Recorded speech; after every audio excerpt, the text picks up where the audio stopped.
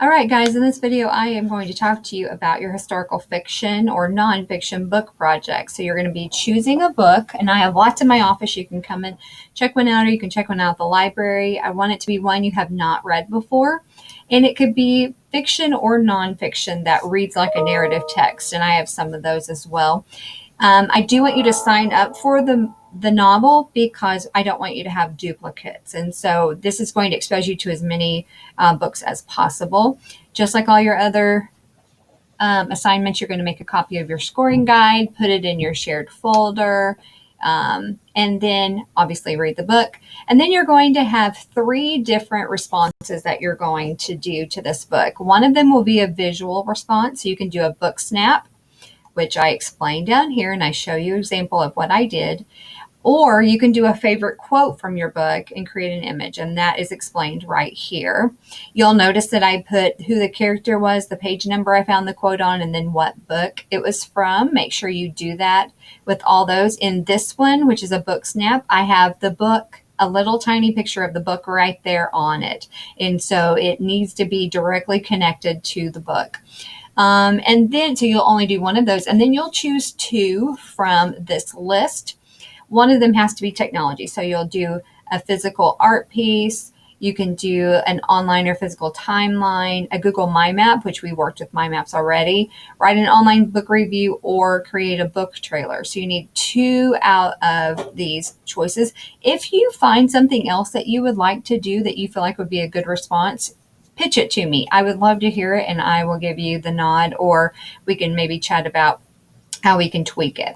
So I want you to just go through and read the directions here. You'll notice on each one of the options it says add your link to the spreadsheet.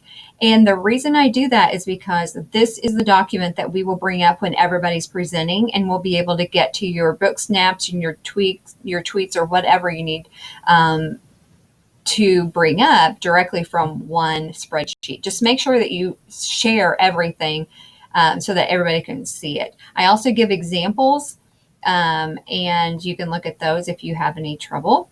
And then I just give specifics about each option. So the physical piece, the timeline, and I give you some suggestions for resources.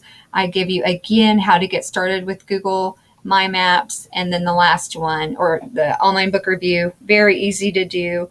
And then the book trailer, that's a really neat one. That's fun. It doesn't have to be really long. It just needs to give the information. You can read about how to make book trailers and all of that right there. So on the day you present, obviously you need to have the copy of the scoring guide, the digital version of your art piece if you chose that, and then Google My Maps. These actually need to be in your shared folder. Also, you're going to be ready to share this information, and I'm pretty flexible about how you share it. Some people like to go through one of their options. Like if you chose a timeline, you would be able to tell the summary of the story through that timeline. Then that's great. It's totally fine. I want you to share and focus on the historical time period, because that's the purpose of this, is to learn more about these time periods and connect it to stories. So you're going to have to do some research about what were the big things happening in history during that time, how did it relate to the content of the book, and how did it contribute to the students' learning. So be aware that you're going to share that verbally, but you're not really going to need to write any of that down anywhere. So you need to share your opinion, and show your visual, and then one of your components. You're going to tell us what grade level you would use this with, and then how you would use it with students. And some people in the past have said, I really probably wouldn't use this with students, and here's why. And that's totally fine as well if you give a good reason for that. So that's just a short overview of this project. If you have any questions, just let me know.